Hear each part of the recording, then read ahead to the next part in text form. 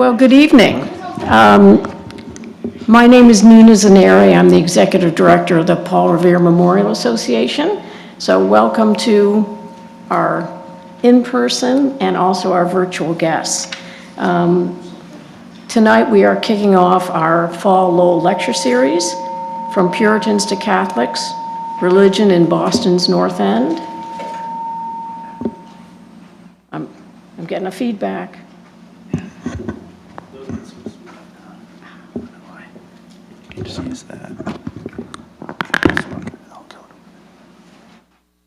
You know, nothing is perfect in the technology world, right? Get out your pencils and pieces of paper. Anyway, over the course of our 3 lectures, we'll examine the impact of shifts in religious traditions on the evolution of the North End with regard to cultural expression, demographics, political affiliations, and economic status. This topic is also our way of honoring the 300th anniversary of Old North Church in the North End and also the 150th anniversary of St. Leonard. So it was a great opportunity to showcase the North End. Our partners are our hosts, Suffolk University, along with the North End Historical Society, Old North Illuminated, GBH, who handles our streaming, and of course our generous funder, the Lowell Institute. Tonight we're honored to have Professor David Hall kick off our series. David is a nationally recognized scholar who's written widely about cultural, politics, and religion in early New England. He's best known for Worlds of Wonder, Days of Judgment, Popular Religious Belief in 17th Century New England, and more recently, The Puritans, A Transatlantic History. He's Bartlett Professor of New England Church History Emeritus at Harvard Divinity School. Tonight, Professor Hall will show how the lives and writings of the likes of well-known Puritans such as Samuel Sewall and Cotton Mather help us understand how early Boston functioned.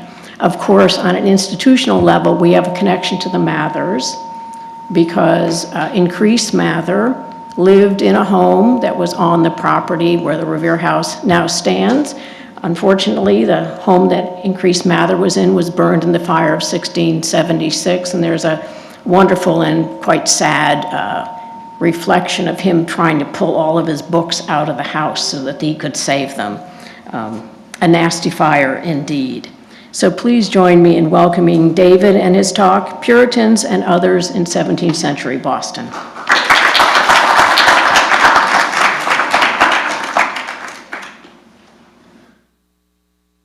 Thank you, Nina. I have to begin by saying that my title seems to me a little bizarre. And I say that because my first encounter with the North End came when I was about 12 years old. I was living in Virginia. I'm a native Virginian. And my grandmother, who was born in Massachusetts and who had lived in Boston for 1 year, decided that I should be exposed to Boston. So she brought me to Boston.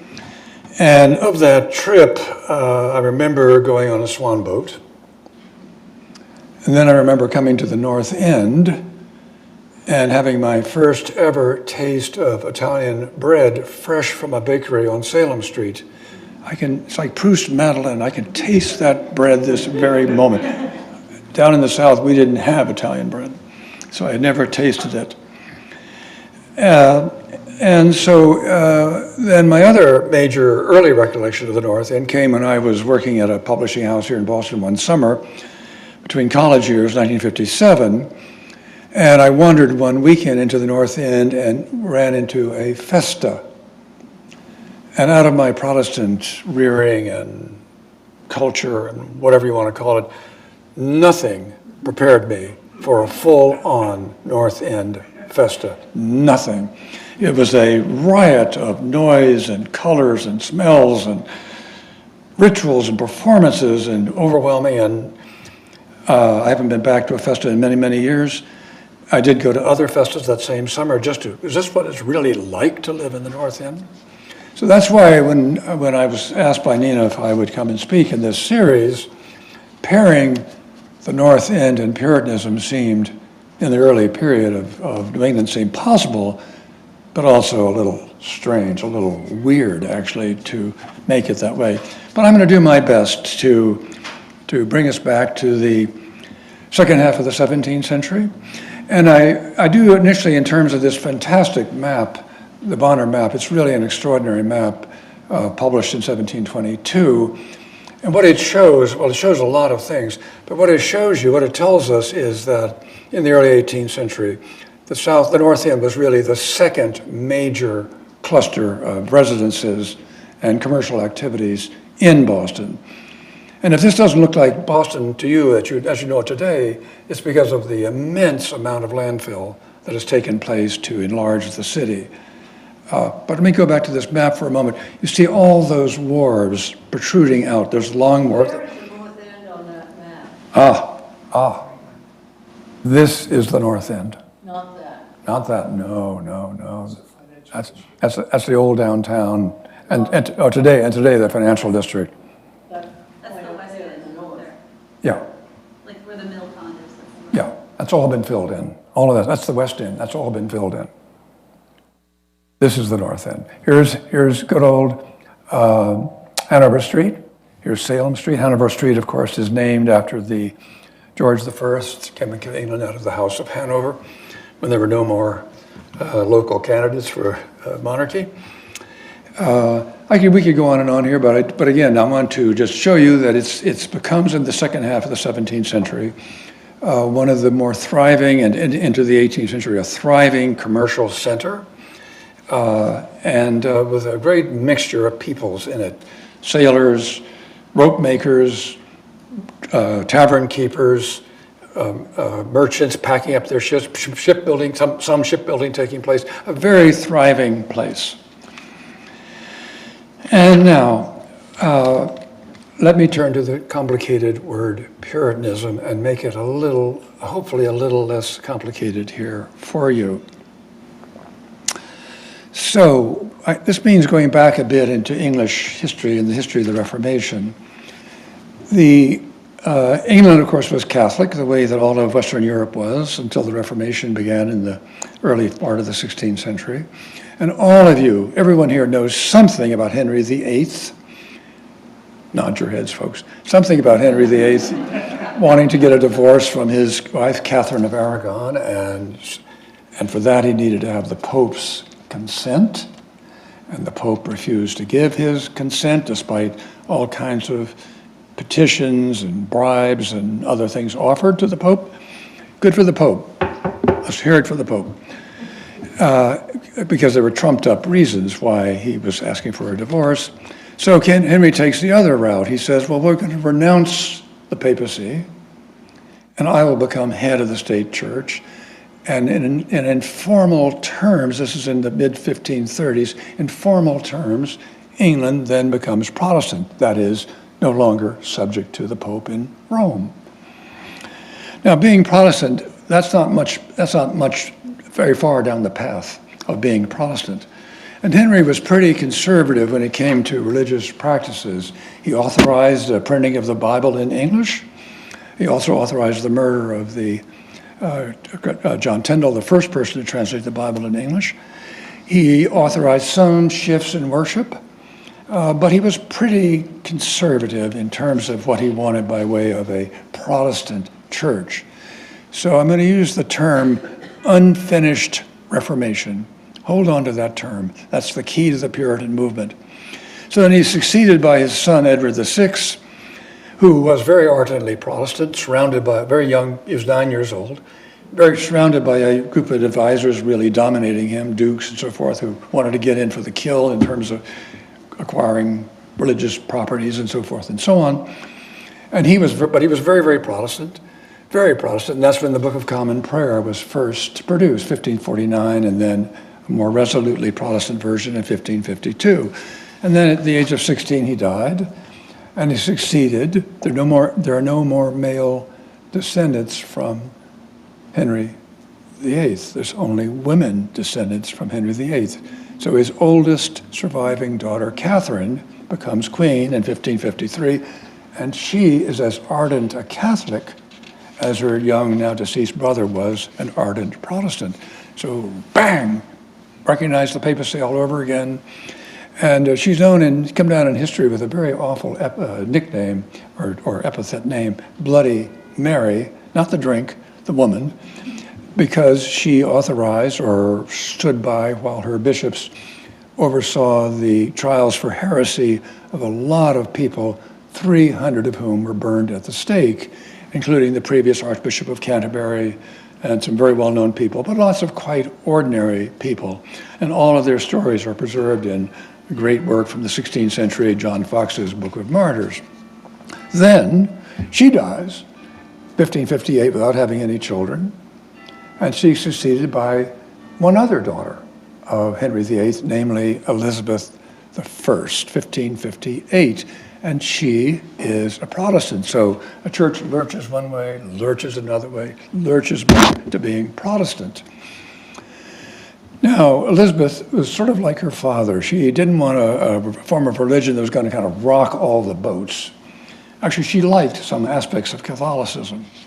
So when it turned out that some of her ministers, now Protestants, wanted to stop wearing all those elaborate garments that Catholic priests wear, the vestments we call them, and wanted to substitute the Geneva gown, the black scholar's gown that many of you think of as what ministers wear, if you're a Protestant, she said, no way, I like those vestments. I like those vestments. We're going to keep those vestments. And a bunch of ministers protested, tore off their vestments, did all kinds of things, but no, we're going to keep those vestments. And then she liked some aspects of the more conservative version of the Book of Common Prayer. I'll mention just one, kneeling to receive the Eucharist.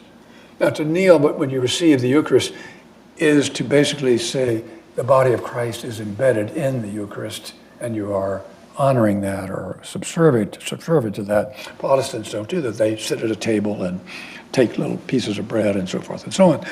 Not as ritually charged. And then she loved bishops. Bishops were, they were going to support me. Her successor, James I, who was not related to Henry VIII, came from Scotland. Her successor, James I, coined the expression, no bishop, no king, meaning that if you took away one version of hierarchy, the monarchy itself might be stifled. And Elizabeth believed that very strongly. So here's a Church of England that is officially Protestant, but a very muted kind of Protestant. And within that church, not surprisingly, there arises a movement of people, some of them influenced directly by Calvin's Geneva, some of them influenced by other people from the continent, some of them just by reading the Bible, to say, look, this church is stuffed with false doctrine, human inventions, things that have to be cleared out, Catholic remnants, that's their own word, and they begin to agitate with the Queen, who is deaf to their pleas, agitate with bishops, agitate with her privy council, and gradually they gain a following. They gain a certain following, and in particular, they gained a following at Cambridge University. And Cambridge, by the way, if you look at Harvard and the ministers who came to found Harvard, the great majority of them were graduates of Cambridge, not Oxford, which was far more Catholic or conservative in its theological and political situation in the 16th and 17th centuries. So gradually this movement emerges, and very, very quickly in the 1560s, it's barely stuck its head up. Come on, Queen, get going, man, get going, get down the road, go down the road of further Reformation, further Reformation. It acquires the name of Puritan. There's a wonderful passage in William Bradford's Of Plymouth Plantation, the great narrative history by one of the pilgrims who came to Plymouth, of how that word arose and why he thinks it's so disgusting, so inappropriate. I don't like that being called a Puritan. And it's because the word refers to a 4th century heresy of Purists in the 4th century who were pushed out of the church, basically. And actually, it's Catholics in England who revived that term and stick it like glue. It's like glue. It just adheres to these people. You're the Puritans. The word is never used positively until the 17th century, at least by these people themselves. They want to be known as the godly. Self-designation, we're the godly. Now, what was the Puritan program? Very simple. we inherited today here in Boston in various ways and around the country in various ways. Get rid of bishops and replace bishops with ministers, each assigned to a particular parish or church, each given authority in that particular church, and each actually voted into office by the church members. And of course, in the 17th century, it's only the men, the male church members, who do that, but women are involved in other ways. So first of all, revise the structure of the church itself. Secondly, remove the monarch as head of the church. Who is the head of the church? Christ is the head of the church. And because Christ is the head of the church has to have autonomy when it comes to doctrine or worship or key matters like that. Sure, in terms of its relationship to other churches or international affairs or whatever, the monarch is involved. But you have a strong position of a certain kind, a limited kind, but very real in the 17th century, a certain kind of autonomy for the church. That's what they advocate for. Worship, yeah, let's get rid of the Book of Common Prayer. And by the way, when the colonists come here, some of them had the Book of Common Prayer. They throw it over, get rid of it, off in the ocean, get rid of the Book of Common Prayer. John Winthrop, by the way, tells the story of discovering there's a Book of Common Prayer bound into his Bible, and he then says, he triumphantly in his journal, but a mouse has eaten most of it. God has sent a sign, this is a bad book. So get rid of the Book of Common Prayer and all that liturgy and ritual. What are we going to have instead? Here's what you'll recognize today. We're going to have free-form prayer. Pastors are going to pray as the Spirit moves them to pray. Long sermons based on the Word. And here, too, the Spirit is involved. There's a famous anecdote that Cotton Mather preserved of Thomas Hooker in Connecticut preaching, very famous minister, England, both in England and in Massachusetts, in Connecticut and in New England. And all of a sudden, Hooker stops preaching. It's like if I were to stop here because I can't find my way in my lecture, stop. But it's not because Hooker lost his way in his thoughts. He couldn't feel the Spirit moving in him any longer. And he had to pray silently and wait for the Spirit to come back so he could preach truly, as it says in Scripture, in the demonstration of the Spirit. So the service is organized now, the religious service is organized, not around the Eucharist, not around the sacraments, but around preaching, prayer, lots of Bible reading, and singing of the Psalms. And that was an innovation that Calvin had introduced in Geneva. That psalm singing was a legitimate practice. And we had, of course, you had the text of the Psalms. So they come over here. I'm getting ahead of myself here. Let me go back to the politics of religion in 17th century England. So the Puritan movement is doing its thing and has successes here, successes there, but it's always being criticized from the point of view of the monarchy and criticized from the point of view of bishops and criticized, frankly, from the point of view of quite a few lay people. So it's a minority movement.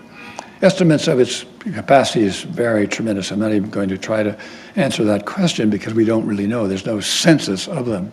But they had their pockets of real popularity. Then when the Stuarts come to the throne, first James, then his son Charles in 1625, the going becomes quite rough politically for the people who are Puritans in England and who are trying their best locally in a town here, a town there, a village here, a village there, or even in Parliament to advocate and practice their own beliefs. It's really quite amazing to realize, I'll give you an example. Richard Mather, who's Increase Mather's father, Cotton Mather's grandfather, was a minister in Yorkshire. He never wore the vestments during his entire time in England. And the reason is there was no local bishop in Yorkshire to keep an eye on him. You're not wearing the vestments. So there was a certain amount of Puritanism in action in England.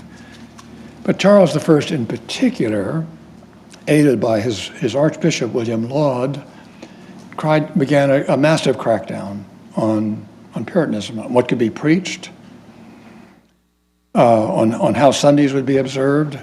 Okay, morning services, but in the afternoon we're going to let people play games. That was a violation of the Puritan Code. Certain games, not every game.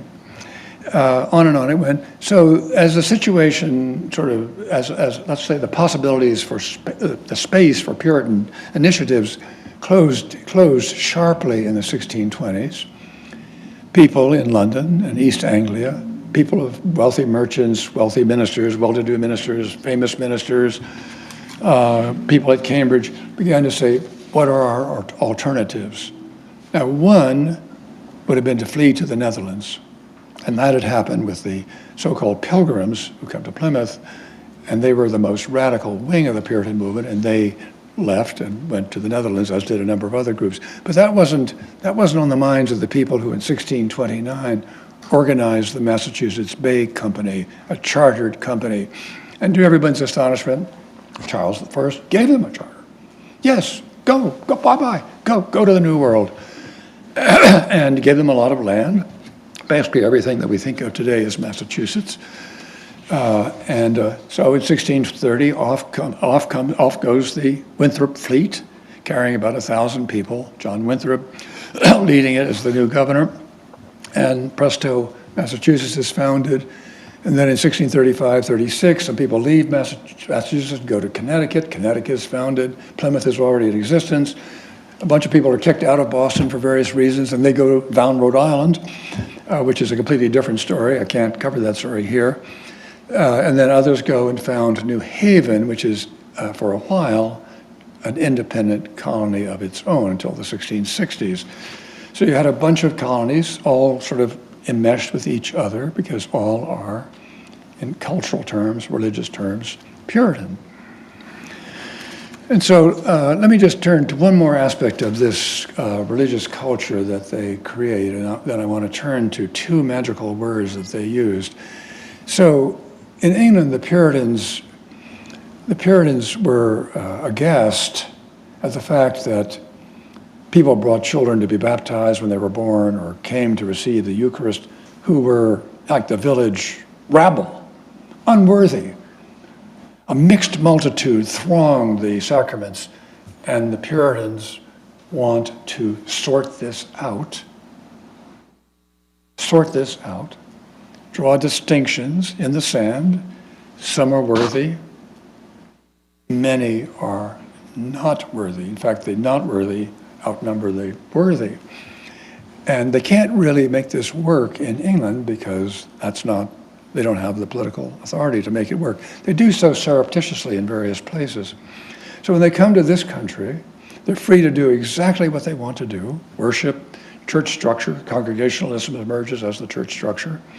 And then in terms of the churches, we're going to insist that only people who qualify as visible saints as adults are admitted, and only the children of visible saints will be baptized.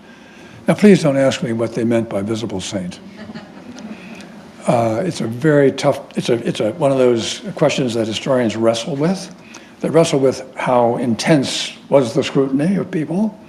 I will say this, that when Dedham was founded as a town in 1637, the best single record of this process, the 8 men who began the church, wanted to begin the church, spent a year and a half talking with each other. It's like a giant Al-Anon meeting where they talk to each other. Well, Tom, weren't you once accused of abusing somebody? Well, you're out. And whatever. They finally get down to just barely enough people to actually form a church in Dedham. So there's this, what I want to highlight here is a process of scrutiny of your behavior, but above all of your interior commitment to Jesus, your interior experience of Jesus. We can't use the term born again. That's a much more recent term. And even the term conversion is a little slippery when we talk about these people, but it's something like a conversion experience that people were asked to narrate when they were joining a church, and some of these texts survive to be studied to this day. So if you were an indiscriminate audience, think of you as you're in the church, you want to be in the church, and there are the rest of you hanging around. But there's a law that says everyone has to attend church. So you can't get away with it. You have to be in church if you're an adult on a Sunday morning. And pretty soon you have to also, there's a law that says you also have to pay for the minister's, help pay for the minister's salary. Now we come to the North End.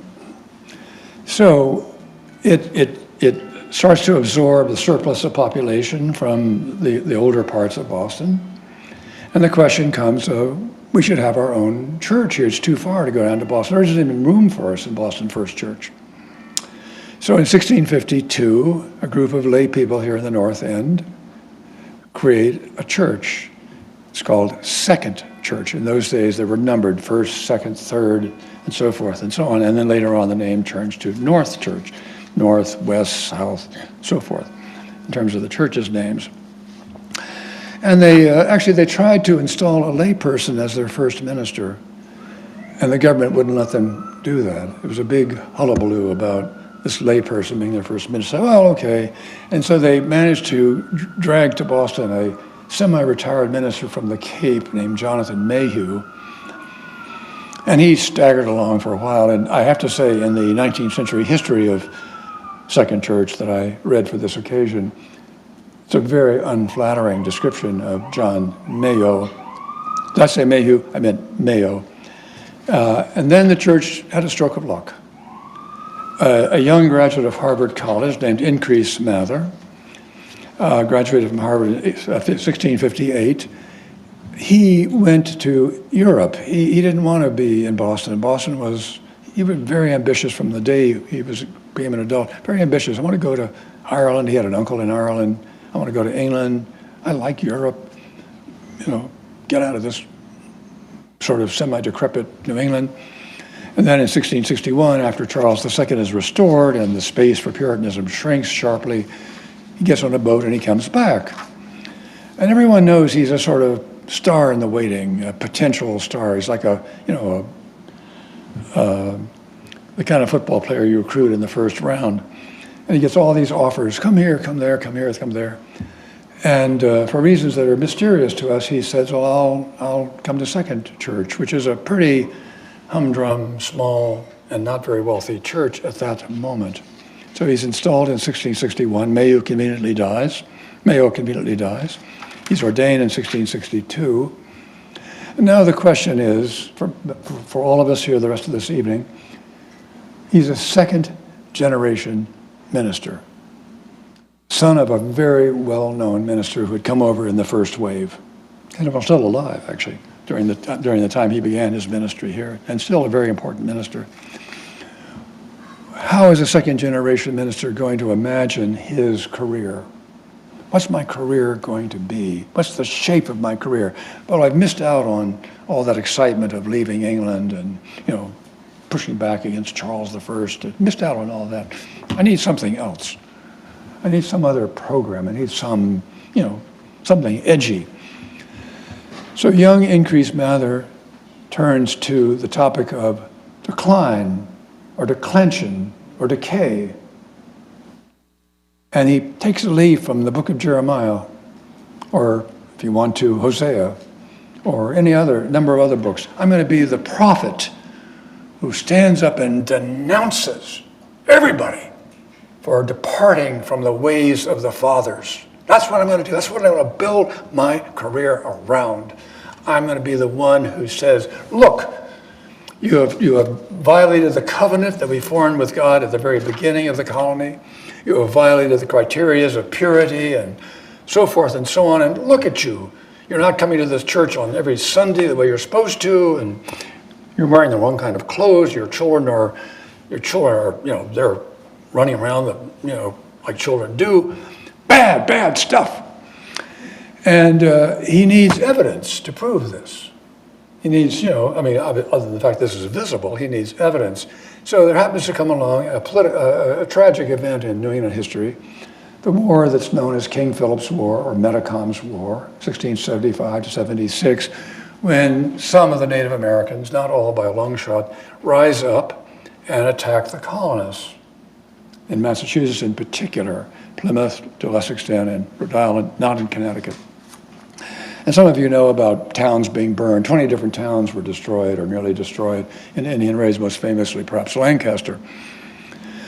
So Mather's pondering this, and he knows, he writes a history of the war. Bang, as fast as he can, he's writing a history of the war. As the war is unfolding, he's writing a history of the war.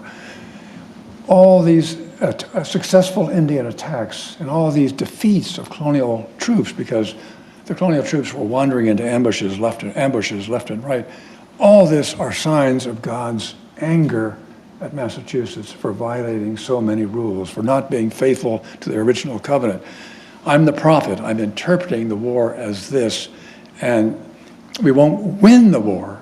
We won't win the war unless we engage on an active program of reform. Well, the government doesn't like him, because he's also criticizing them for not doing their job. But they pass a few laws here and there, okay, Mather, here's a law, And then he keeps on prophesying. He loves prophesying. He loves to see himself as a prophet. So in 1679, still not satisfied with decay, still everywhere decay, he organizes an event known as the Reforming Synod, which produces a report on everything that's wrong. And he wrote the report. He wrote the call for the Synod. He got the government to endorse the Synod. And basically, it's the question of what are the evils that are causing God to be angry with us? And anger could be things like the fire or smallpox or whatever. Long list of things that were wrong. It's a fascinating document to read. I should say that at the heart of Mather's discontent was a genuine question, a very genuine question, and that was the question of piety. How pious, how deeply pious were the people who came, who of the children of those people who came over here, of whose piety we really have no doubt. And he himself left a record of his own piety that I want to read to you. I have to turn back in my notes here. His own relation to that he made to his own church when he became a church member. And here it is. It's toward the end of the day. He's recording his own spiritual history, a crucial moment in his spiritual history.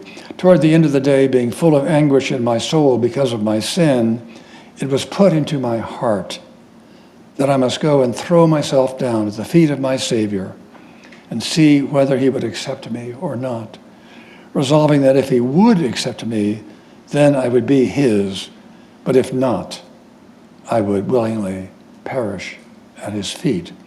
So I came before him with these words of Esther, if I perish, oh, yes, Lord, if it must be so, I am perish. I am unworthy of so much as a crumb.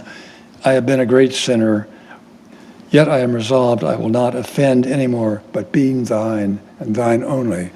And then later that evening, he feels Christ entering him, the Spirit entering him, and he feels, I'm one with Christ, I'm saved.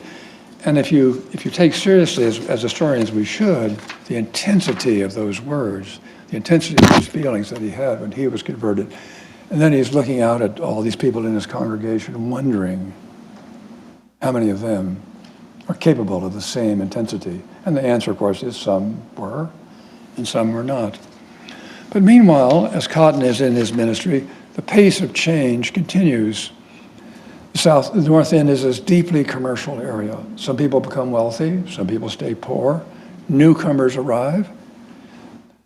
For us, perhaps the most famous of the newcomers is a man named Josiah Franklin, who arrives in the mid-1680s. He's a tallow maker, a candle maker, sets up here in the North End, and joins the church, and becomes actually an officer, a tithing man in the church, charged with policing people's morals.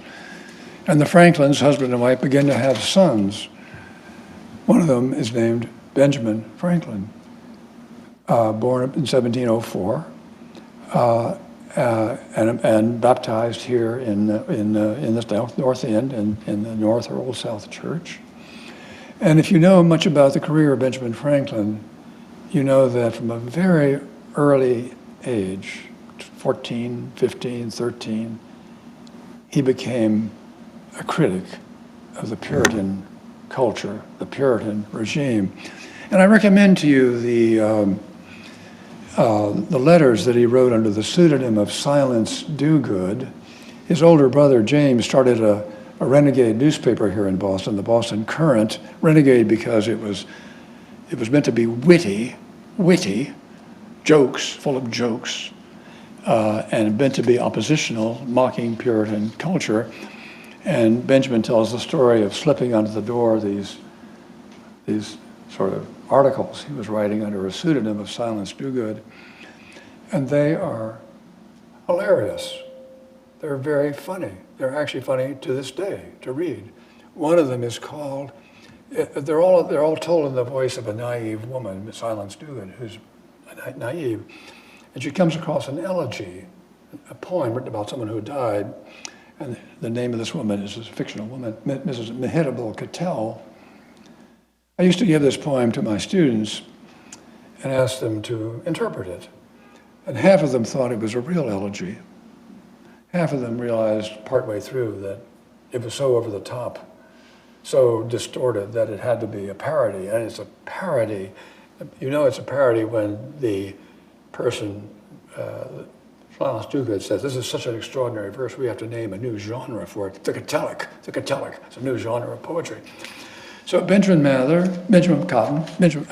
Franklin, who knew the Mathers well and disliked them from the moment he first laid eyes on them as a young adult, who knew the Mathers well, is a sign of how within this seemingly overarching Puritan culture, different kinds of currents arise. And then there's, I mentioned before, wealth. And early on, Increase Mather is complaining about women wearing the wrong clothes, dressing up fancy, men starting to wear wigs, which they weren't supposed to wear, under the Puritan rules, curling their hair. And this leads me to, and now we get an image. Nope. Where's my image? There we go. So I wanted you to see here, by way of a kind of a closing remark, what it meant to be wealthy in late 17th century Boston. What's it like to be wealthy in late 17th century Boston? This is a portrait. It's done by a painter of whom very little is known. He's called the Freake, F-R-E-A-K-E, Limner, because his two most famous paintings are one of Mrs. Freake and Baby Mary, that's what you're looking at, and the other is of her husband, Robert. Some of you may remember from the Scarlet Letter, Hawthorne's great novel about the 17th century, that the women who are depicted there sort of scornful of the woman who's been committed in adultery are all dressed in dark clothes, somber clothes, very dark, very gloomy portrait of the crowd. Now here's a woman who's not wearing dark clothes. Can you see how much jewelry she's wearing? I benefit from the curator's account of this painting to describe for you more particularly. She has a three bands of pearls around her neck. She has a garnet bracelet and a gold ring on her left hand and left arm. The clothes are silk and taffeta, and then the petticoat, the great petticoat underneath, is a lavish petticoat. And then there's glimpses of a Turkish carpet in the background of the picture. This is a picture of a woman of very considerable wealth, family. We don't know much about them, but that's true. And we extrapolate this to the situation here in Boston. And that leads me to the founding in 1686 of the church, the first Anglican church in Boston, and then in 1723 to another Anglican church in Boston, what we think of as Old North in 1723, because Boston was beginning to have royalist officials who brought over Anglicanists with them. It was beginning to have merchants who wanted nothing to do with Puritanism, and they look for a different way of being religious, and they find that, of course, in the Anglican tradition. So Cotton Mather, Increase Mather and Cotton Mather are just, and his son who shares the ministry with him by the late 1680s, they're pulling their hair out. He's set his career around reversing change, overcoming change, and change is inexorable. In fact, it's even more extreme changes like the founding of Anglican churches or awful Baptist churches, a Baptist church, 1665, or Quakers coming in, crazy Quakers coming in. He's very angry about the Quakers. Later he mollifies about the Baptists because they're kind of like him. So a story of a man who committed his career to stopping change, and it gets worse in the 1690s and the early years of the 18th century. And Cotton Mather follows him. And Cotton Mather, I want to say just one thing about Cotton Mather. It's so controversial. Interesting man, now being recovered by historians in a more positive way. Cotton Mather said, "Oh yeah, Dad, we need something renewal. We need something renewing here. How about a witch hunt?" And the witch hunt is going to expose all those people who are undermining our culture. The devil is at work undermining our culture. A good witch hunt will identify those people and get rid of them. And as the late great historian Perry Miller pointed out, the witch hunt became like a tin can tagged to Cotton Mather for the rest of his life, rattling and banging down through the pages of history to this very day. Cotton Mather, the witch hunt. There was much more to him than that. Going back to Increase Mather for a moment, I do want to say two more things about Increase Mather. His great moment, and a moment that's worth remembering, came in the late 1680s. A royal governor had arrived in Massachusetts. The form of government, a very participatory form of government that the colonists had set up, was closed down. We had royal government imposed by the monarchy, the state in England. And Increase Mather takes ship in 1687 to go to England, where he hadn't been since he was a very young man, to work every possible connection he had or could invent or find to lobby for the removal of the royal government, or a form of government to replace the royal government that would look more like the old system. And he lobbied and he lobbied, and uphill, downhill. Finally, in 1691, he actually got some of what he wanted, a new charter for Massachusetts, which preserved a lot of the autonomy of the colony, but also perpetuated royal government. And that's the form of government that persisted until the Revolution. But we should remember him as someone who in a sort of almost a prequel to the American Revolution, tried to defend the autonomy, the political autonomy of Massachusetts under its original set of rules. He was very much an advocate of a participatory form of government. And that's his perhaps greatest legacy to us today. So the North End has this kind of role. Let me say finally that if we think about the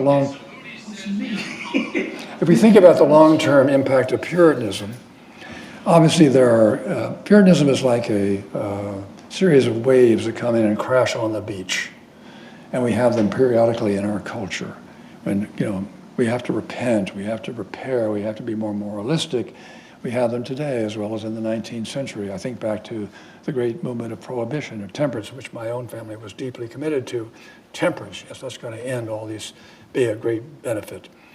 The temperance movement that culminated in the Prohibition Amendment. So we have these two. We still have people who professionally make a career out of talking about decline. And they do it in all kinds of ways. They do it from the left, the right, the center. We can all play the role that Increase Mather set himself in the 1670s when he became the minister of Second Church. Thank you very much.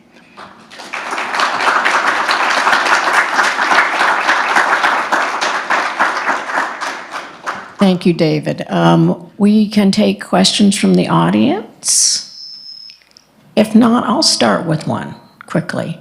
Do you think then that the fire that consumed the parish house that Increase was in, that he would have viewed that as a signal that he was doing something wrong, or that the community was just a mess?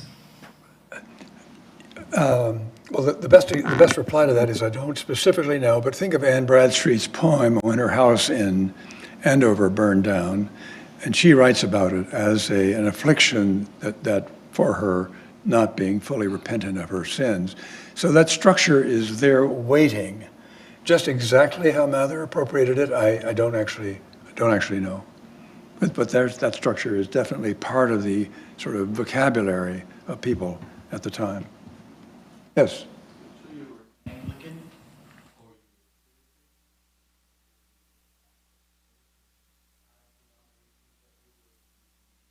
Well, yeah, well, by 1700, there's a tiny number of Baptists here in Boston. Baptists. Baptists are very much like Congregationalists, only they don't baptize children, infants. That's Baptists. And then a tiny number, even smaller number of Quakers, although they're not so much here in Boston as in Nantucket and Rhode Island and so forth and so on. So the dominant group is Protestant ex-Puritan or Puritan, depending on how you want to label them, pietist people. Anglicans are still quite a small number of people, maybe 5% of the people here in Boston are Anglicans. What's that Puritan denomination called? Congregationalism, yeah. And then in the 19th century, 100 of the oldest churches in Massachusetts became Unitarian churches. So the Puritan movement gave birth to Congregationalism and a certain form of Calvinist orthodoxy. And then tides of change, some of which we can see now they're already discerned, are happening that will lead a whole group of churches out of the Calvinist position, out of the strict Puritan position into Unitarianism, which was, the 19th century is referred to as liberal religion. Does that answer your question? Yeah. Yes. Oh, I can talk loudly. Oh, sorry. Where was the second church? And does the site still a on Hanover church? Street. And I should be able to point it out on the Bonner map, but I think it's fairly close to that way. It's on Hanover Street is where it was. Okay, but no longer a site for a... No. It moved because the Protestant population moved, and so the church was moved. It eventually consolidated with First Church. It's gone. Poof, there's no physical remains of Second Church. Yes? No, sorry. Add to that. On the First Church, it was in North Square. You know, the First Church is right in the heart on of the Hanover downtown. Street. Yes, right. All right, so you get St. Stephen's, and then Oh, you're now in the North End. You're staying in the North End. I'm saying North End. Yeah, right. Okay, because there's a sign in North Square saying about the First Church, and I want to know if that and the Old North Church are different.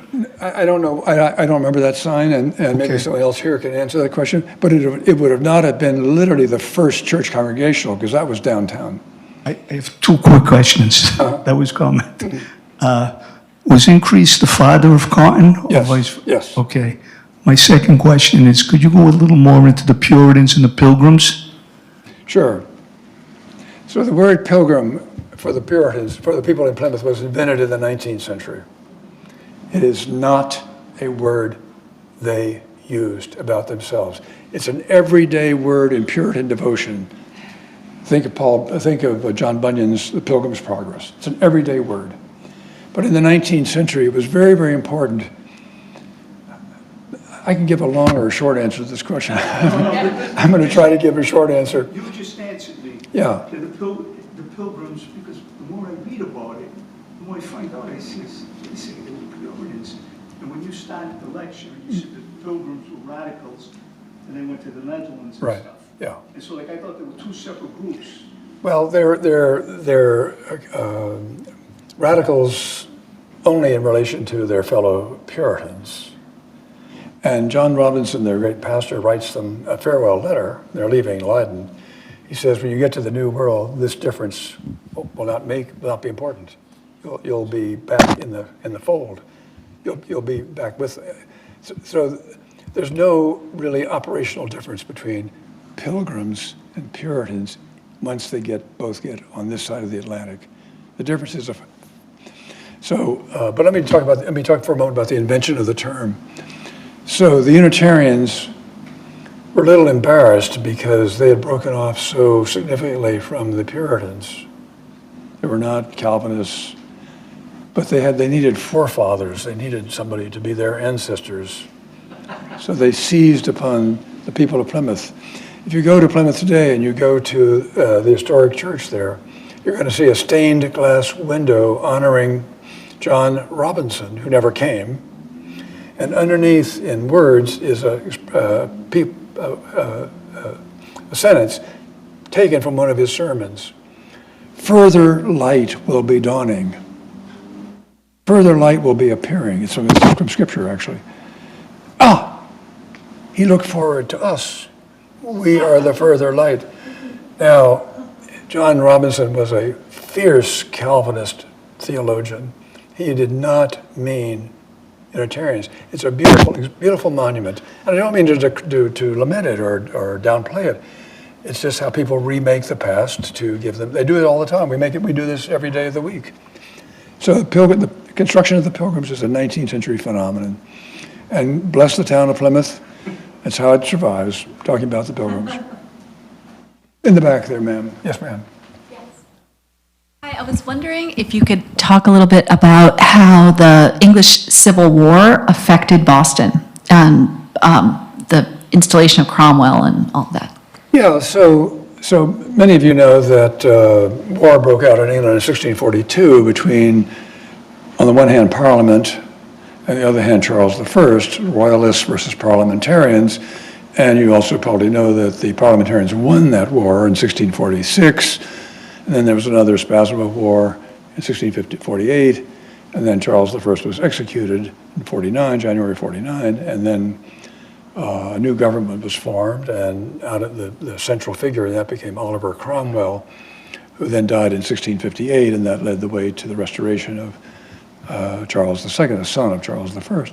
So Oliver Cromwell, so the Civil War affected Massachusetts in two ways.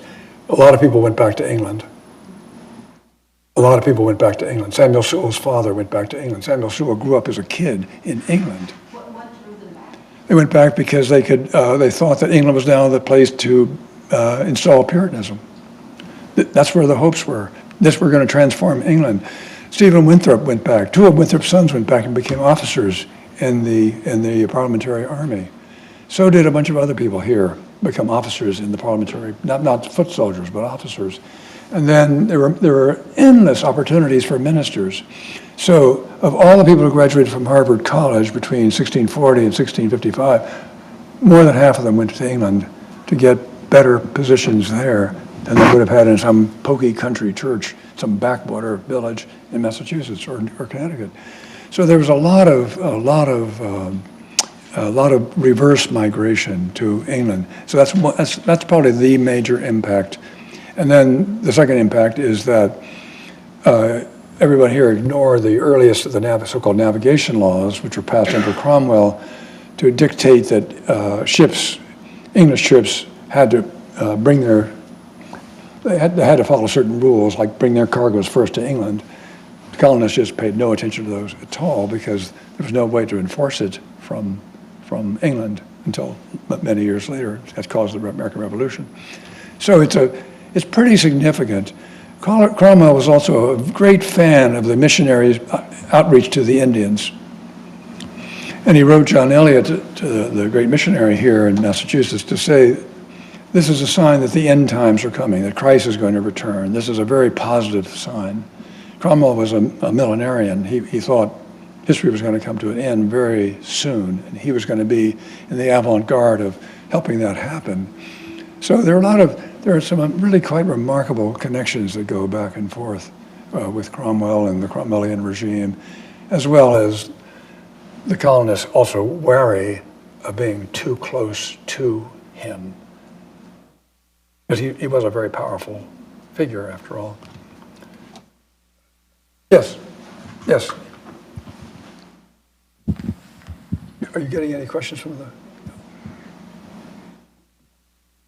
You mentioned the name Puritan started as a pejorative after a Catholic heresy. I'm curious what that heresy was and how that name got attached to the Puritan movement. It's the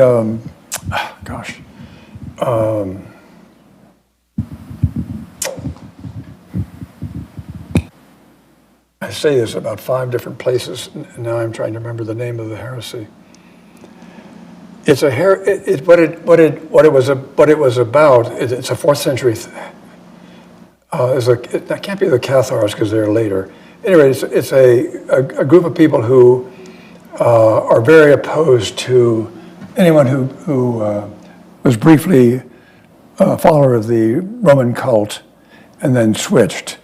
You can't switch sides. So they were very exclusivistic in their version of Christianity. And the early church, the 4th century, said, no, we're not going to go that way. I'm sorry, if I could had your email address, it's actually in various things I've written, or it's in an encyclopedia very, very quickly. You can come across it. I'm sorry, blanking right now here on the name. And we have some things from the viewers. So those of you in this room may know that we also have about 100 people online, so this room is much fuller than it looks. I have a couple of questions, the first of which is, please elaborate on his role as an early president of Harvard. Yeah, so Increase Mather, Harvard had a crisis with its presidency. These come along every now and then. There were a bunch of them in the 17th century. And so Mather said, okay, I'll be the president, but I'm not going to move to Cambridge. And after a while, the government said to him, Mather, you have to move to Cambridge. So he goes very reluctantly across the river. And then he discovers that the tutorial staff, there are only about 2 or 3 people who are teaching there who are younger than him, are people who are introducing liberal currents into Harvard. He's appalled, he's aghast at this, and he has really no power to correct them or to fire them. So it's a very unhappy presidency. And finally, he drags himself back across the river and he tells the government, I can't spend another day in Cambridge. I want to be in Boston, in the North End. It's my home, it's where my books are, it's where my family is. So it's, he doesn't, he didn't really change Harvard or affect Harvard deeply. It's mostly a story of his own personal anguish about what he saw happening at Harvard, which, by the way, is a recurrent theme of Harvard presidents. They look around and, what's going on? What's going on? So that's one. That's a quick way of answering the question. Thank you. And then we have from the same person, could you go into more detail about going ahead with the Salem witch trials and the Mather's role in that sordid history? And the person also requests best book or books about the trials.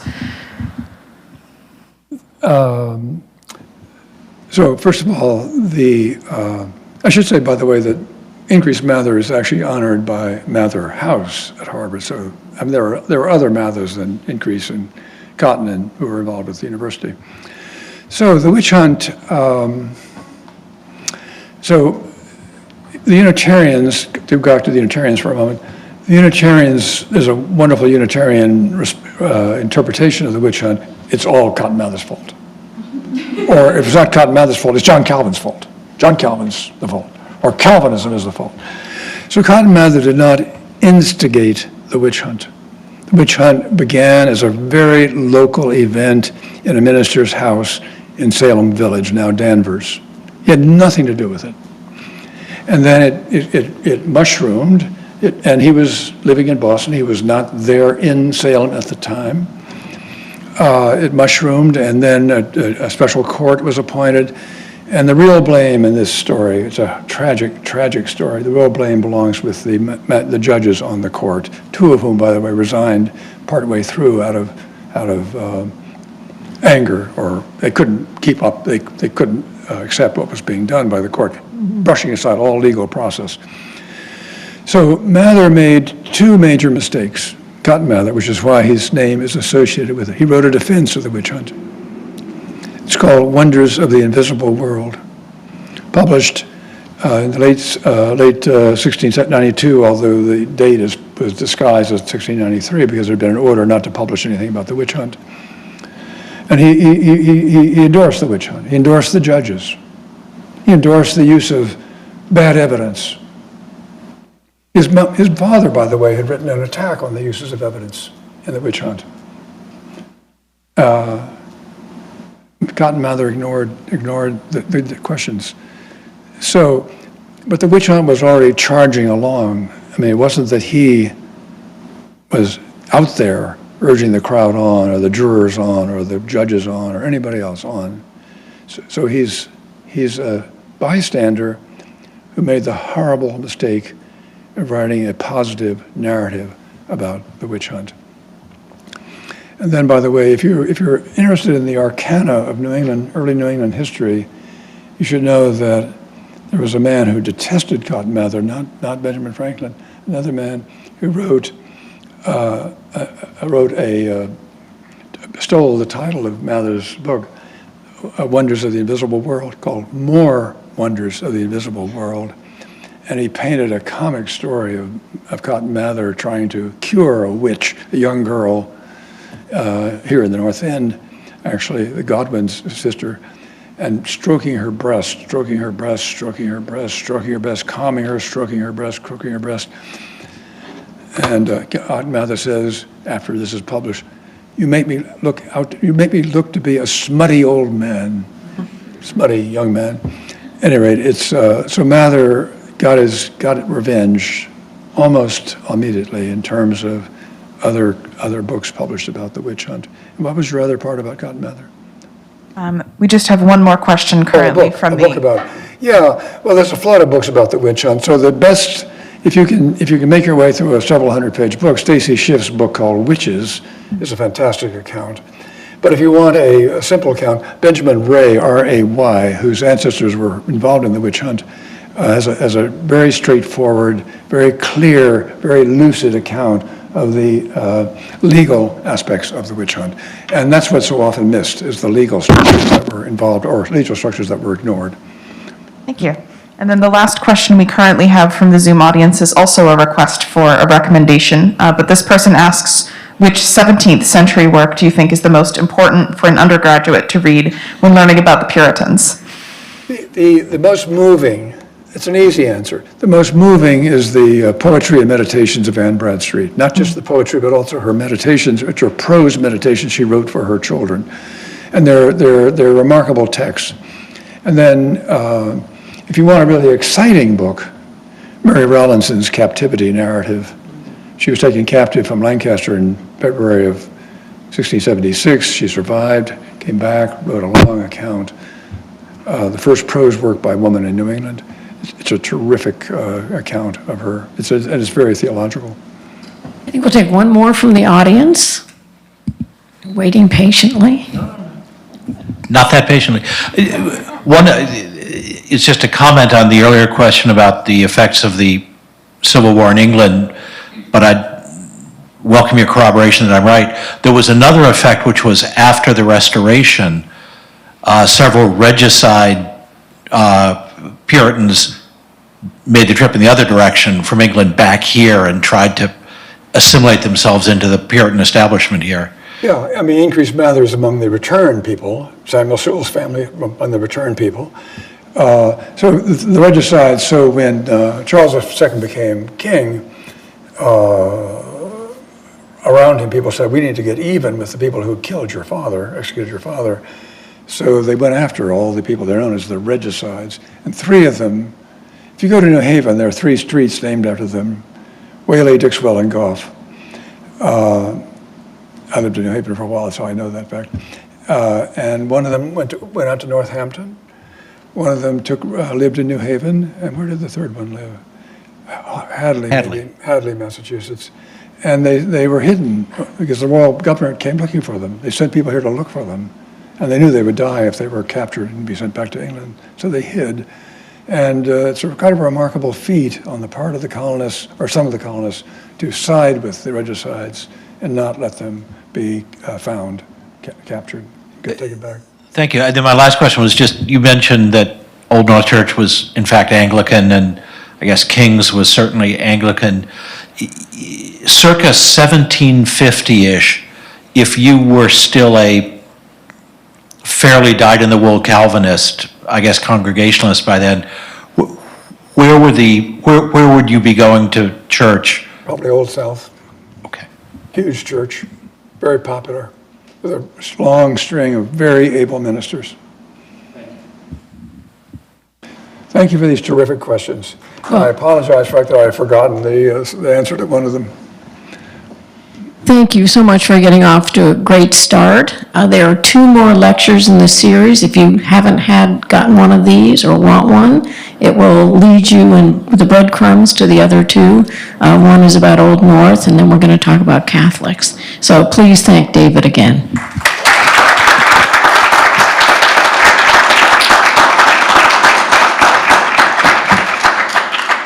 Thank you for these terrific questions and your attentiveness.